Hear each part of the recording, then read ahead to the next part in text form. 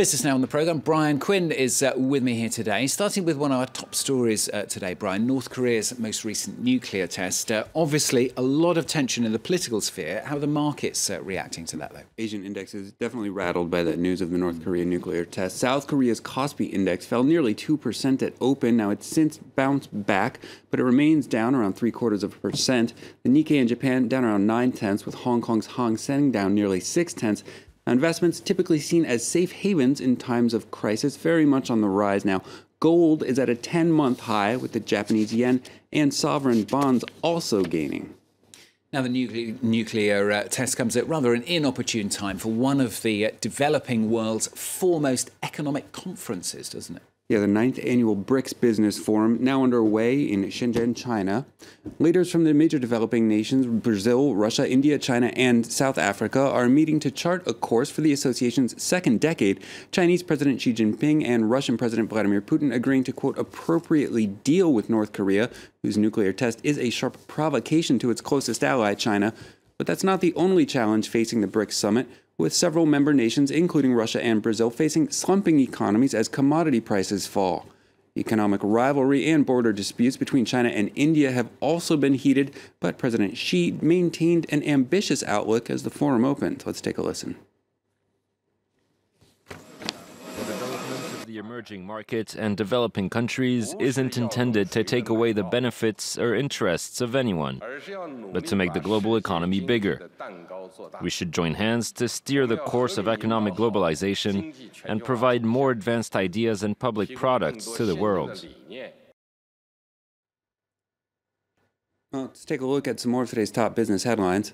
Key fuel pipelines are coming back online in Texas following Hurricane Harvey. Colonial Pipeline says it will reopen its main petroleum distillate and gasoline pipelines Monday. Colonial's lines transport over 3 million barrels per day between the Gulf Coast and the northeastern U.S. U.S. gasoline futures began coming down from 2-year highs on Sunday as refineries began to reopen. Roku has submitted filings for a public stock offering. The streaming TV box maker is looking to raise up to $125 million with an IPO on the NASDAQ exchange. Roku was an early pioneer of streaming technology. It's a leader in set-top boxes in the U.S., but it's operated at a loss since 2002. And UK Brexit Secretary David Davis says Britain won't be pressured into a bad deal. Davis told interviewers over the weekend that reports of Britain preparing to pay a £50 billion, quote, divorce bill in order to start trade talks early were nonsense. He disputed EU negotiator Michel Barnier's characterization that no progress had been made on key issues in the most recent round of talks.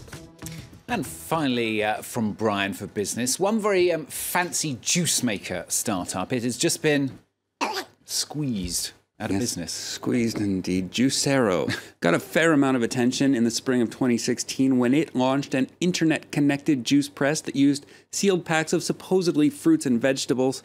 Mostly over the price, that attention. The packs cost nearly $7 a piece. The juicer itself debuted at $700. Oof. The company got a little too much attention this past April. That's when Bloomberg reporters discovered the packs already contained Simply Juice.